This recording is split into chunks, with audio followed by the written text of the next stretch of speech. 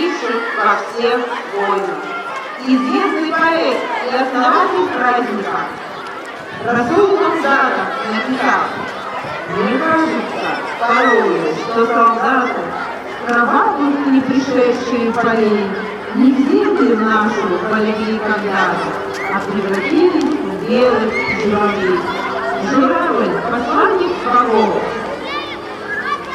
Журавль, как символ мира, несет веру и надежду в людям. Упоминание о прекрасной птице журавле встречается в культурах многих народов мира. К сожалению, люди иногда гибнут и в мирное время. Наша акция «Журавлик мира» присоединяется ко всем, кто выступает за мир на земле. На память о празднике выпустим бумажных журавликов воздушными шарами, как надежда на мир без войны, как отголосок небес